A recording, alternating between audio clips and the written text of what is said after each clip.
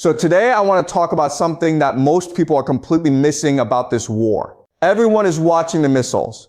Everyone is watching the strikes. Everyone is watching the diplomatic statements and the military updates, but almost nobody is asking the question that actually matters most to ordinary people around the world. What is this war doing to the global economy? What does it mean for your job, your food, your energy bills, your savings, your future? And the answer, when you look at it carefully, is that this war is not just a military conflict between America, Israel, and Iran. It is the trigger for the most significant global economic reorientation in decades. And depending on where you live, depending on which side of this reorientation your country falls on, your life is about to change in ways that most people have not even begun to prepare for. So today I want to walk you through exactly what this war is doing to the global economy. Country by country, region by region, winner by winner, and loser by loser. So let us begin. Part 1, the new reality. Cheap energy is gone. So the first thing you need to understand, the foundation of everything else I'm going to tell you today, is this. The entire global economy for the past 40 to 50 years has been built on one single assumption, that cheap energy would always be available, always flowing, always accessible to every nation that needed it. This war is destroying that assumption permanently. And the question is no longer whether this will affect the global economy. The question is which nations will be most devastated by it, and which nations will find a way to survive and even thrive in this new reality. And the answer to that question depends entirely on one thing. How dependent is your country on cheap imported energy? The more dependent, the more devastated. The less dependent, the better positioned. Let me walk you through every major economy in the world with that framework in mind. Part 2, Southeast Asia, already running out of fuel right now. So let us start with Southeast Asia, because Southeast Asia is not waiting for the economic impact of this war to arrive. It is already here, right now, today. Thailand and Vietnam are already running out of fuel. You go to the gas station in Bangkok or Ho Chi Minh City right now, and there is simply no fuel available for your motorbike. No fuel. People are being forced to work from home, not because they chose to, but because they literally cannot fuel their vehicles to get to work. There is jet fuel rationing, flights are being canceled, entire industries that depend on energy, manufacturing, transportation, agriculture are grinding to a halt. And this is just the beginning. Think about what Southeast Asia actually looks like economically. These are nations, Thailand, Vietnam, Philippines, Indonesia, Malaysia, that have built their entire economic models around manufacturing and exporting goods to the rest of the world. Their factories run on energy. Their supply chains run on energy. Their transport networks run on energy. And now that energy is disappearing. The question is not whether Southeast Asia will be impacted by this war. Every nation on earth will be impacted. The question is, who will be most resilient? Who will be most willing to innovate and adapt to this new reality? Because we are not talking about a short-term disruption. We are talking about a long-term fundamental change to the global economy. Part 3, China, the most vulnerable economy in the world long-term. And now let us talk about China, because China is the most important economic story of this war. And it is not the story most people expect. On the surface, China looks powerful. It has the world's second largest economy. Its military is growing rapidly. Its global influence is expanding. But underneath that surface, China is facing an economic vulnerability from this war that could be more damaging than anything it has faced in decades. China imports approximately 40% of its total energy needs from the GCC. 40%. That is a massive exposure to exactly the supply chain that this war is destroying. And China's entire economic model, the model that made it wealthy over the past 30 to 40 years, is built on importing cheap energy and exporting manufactured goods. Cheap energy in, manufactured goods out. That is the entire Chinese economic model. And this war is destroying that model. Now, China knew this model could not last forever. For the past 20 years, China has been trying to transition, trying to move toward a consumer-based economy where Chinese citizens buy more goods and services domestically. and toward an innovation-based economy built on technology and artificial intelligence. But here's the problem. That transition has not worked. Chinese consumers are refusing to spend money. They're saving instead. Chinese household savings are running at approximately 4%, meaning Chinese families are holding on to their money rather than spending it into the economy. And the reason is very simple. Chinese people are not optimistic about their economic future. They see what is happening. They see the uncertainty, and they are protecting themselves.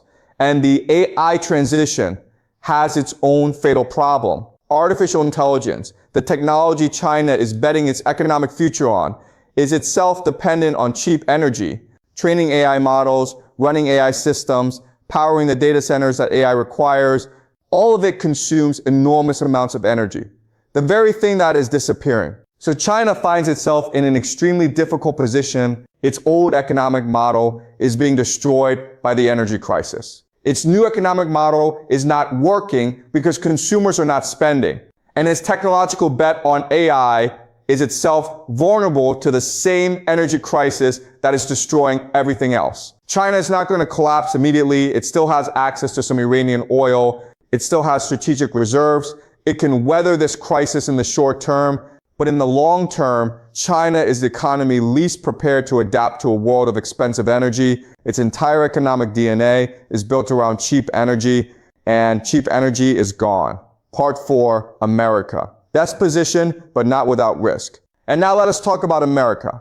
Because America's situation in this global economic reorientation is very different from almost every other major economy. The Western Hemisphere, America, Canada, Mexico, Latin America is extraordinarily wealthy in natural resources. America has oil, it has gas, it has coal, it has agricultural land, it has fresh water, it has timber, it has minerals. Everything in the economy needs to function.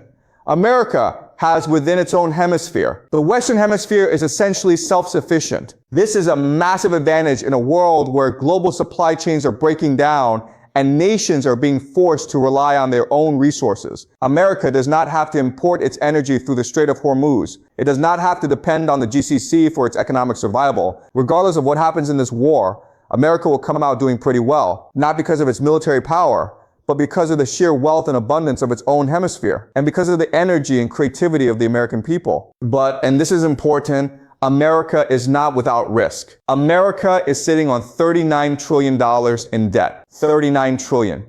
And the mechanism that allows America to sustain that debt, the petrodollar, is under threat. Remember what the petrodollar is? The GCC sells its oil in US dollars. Every nation that needs Gulf energy has to hold US dollars to buy it. That creates permanent global demand for US dollars. And the GCC recycles its dollar earnings back into American financial markets. This recycling mechanism is what allows America to borrow $39 trillion and keep functioning. The American economy is essentially a Ponzi scheme. It relies on foreign nations continuously buying US dollars and US debt to keep functioning. And if this war destroys the GCC, if the GCC falls under Iranian influence and abandons the petrodollar, America loses the financial mechanism that keeps its entire economic system alive. That is a serious risk, but it is a risk, not a certainty. And America's resource wealth gives it options that most other nations simply do not have. Part 5, Africa, the forgotten victim. And now I want to talk about a region that most geopolitical coverage of this war completely ignores. Africa. Africa is already the most economically vulnerable continent on Earth. Many African nations depend on food and energy imports to sustain their populations. Those imports come through global supply chains, the same global supply chains that this war is destroying. And the worst case scenario for Africa, the scenario that serious economists and food security experts are already warning about, is famine. Real famine. Not food price increases, not food shortages, famine. Because when global food supply chains break down, when fertilizer becomes unaffordable, when diesel prices make transporting food prohibitively expensive, the nations that suffer most are the ones with the least economic cushion to absorb those shocks. And Africa has the least cushion of any region on Earth. The bombs are falling on Iran, but the hunger could arrive in Africa. And that is something the entire world should be concerned about. Part 6, India and Pakistan, caught in the middle. And let us look at two more nations being significantly impacted: India and Pakistan. India imports approximately 60% of its oil from the GCC. 60%. That is an enormous exposure to the supply disruption this war is causing. And here is what makes India's situation particularly interesting. For the past several years, India has been positioning itself as the world's next great economic power. The nation with the fastest growing large economy on earth. The country that global businesses are looking to as an alternative manufacturing base. A place to build supply chains without depending entirely on China. That positioning was working. India's economy was growing. Foreign investment was flowing in.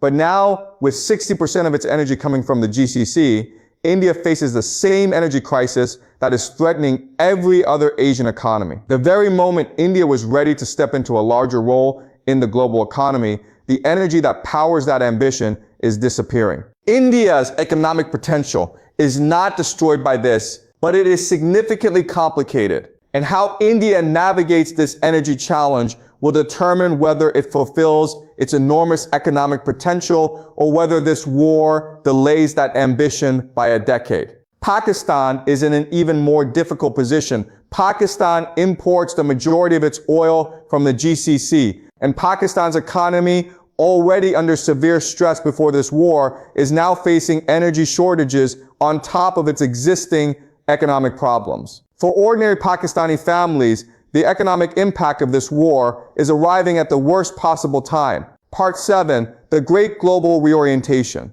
So now let us zoom out and look at the biggest picture of all. Because what this war is doing to the global economy goes even deeper than fuel shortages and rising prices. It is triggering the most fundamental reorientation of the global economic order in decades. For the past 40 to 50 years, the global economy has been built on a very simple arrangement. The West consumes, the East produces.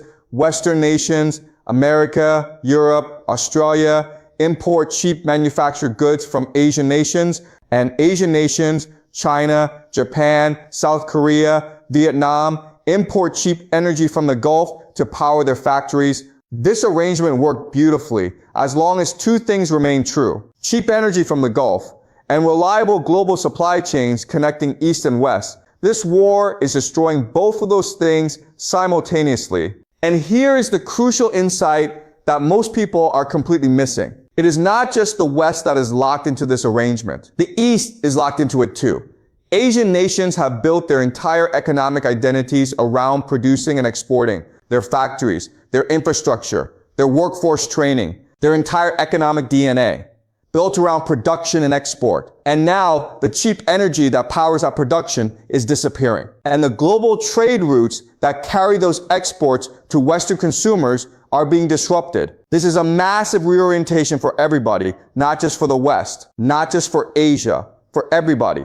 The nations that survive this reorientation, the nations that thrive in the new economic order emerging from this war, will be the ones that adapt fastest, the ones that find new energy sources, build new supply chains, develop new economic models that do not depend on cheap Gulf energy. The nations that fail to adapt, the nations that keep waiting for cheap energy to come back, that keep hoping the old economic order will somehow be restored, those nations will fall behind in ways that will take generations to recover from. Part 8, the GCC, the biggest loser of all. And I want to end with the most surprising economic story of this entire war. The biggest economic loser.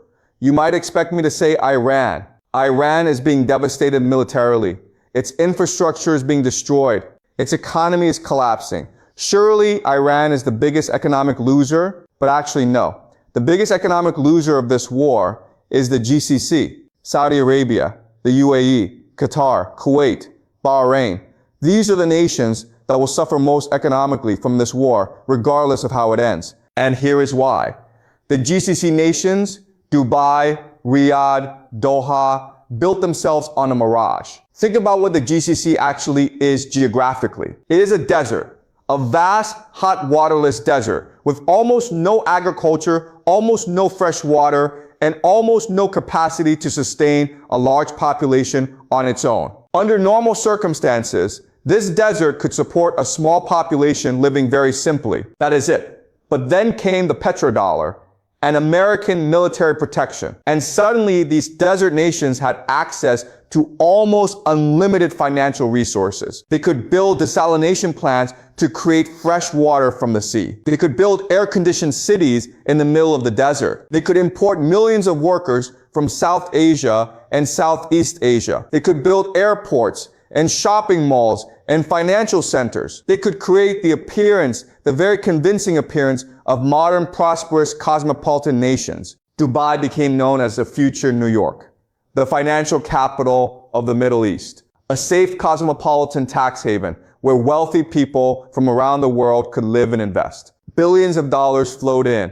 Millions of wealthy residents arrived. The mirage looked absolutely real. But here is the truth about mirages. They are built on an illusion. And once the illusion is shattered, once the conditions that created it disappear, the mirage evaporates. And you can never, ever rebuild a mirage once it has been seen through. That is what this war is doing to the GCC. A few drone strikes on hotels in Dubai, some missile attacks on oil facilities in Saudi Arabia, and suddenly the entire illusion of safety, stability, and invincibility that the GCC spent decades and trillions of dollars constructing is gone. Wealthy people who move to Dubai for safety are looking at each other and asking, is this really safe? Investors who put their money into Gulf real estate and financial markets are asking, is this really stable? The answer that this war is giving them, the answer they're arriving at is no. And once wealthy people and investors arrive at that answer, they leave. And they do not come back. The idea of Dubai as the future New York, as a safe cosmopolitan financial capital that competes with London and Singapore, that idea is gone. The mirage has evaporated. And regardless of how this war ends, regardless of whether a ceasefire is reached tomorrow or in 5 years, the GCC will never fully recover the image and the confidence that this war has destroyed. So let us bring everything together. Southeast Asia is already running out of fuel right now, fuel rationing, grounded flights, workers forced to stay home. China, despite its apparent strength, is the economy least prepared to adapt to a world of expensive energy. Its entire economic model is being destroyed. America, with its vast Western Hemisphere resources, is best positioned to survive and adapt. But its $39 trillion debt and petrodollar dependence are serious risks. Africa faces the most humanitarian danger. Food supply chains breaking down could trigger famine in the world's most vulnerable region. India, with 60% of its energy from the GCC, faces a critical energy challenge at exactly the moment it was ready to step into a larger global economic role. Pakistan, already under severe economic stress, is being hit by energy shortages at the worst possible time. The entire global economic arrangement, where the West consumes and the East produces, is being shattered simultaneously for everyone.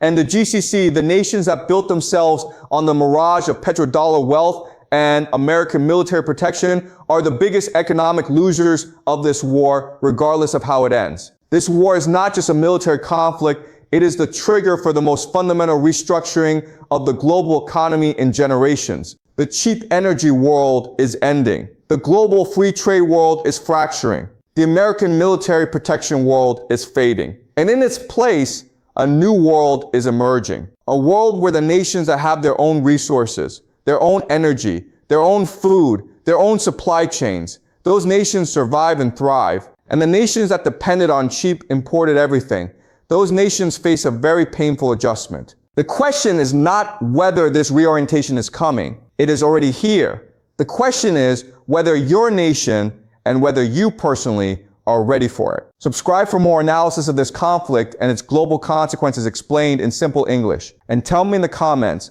which country do you think will be the biggest economic winner of this war and which will suffer most? I will see you next time.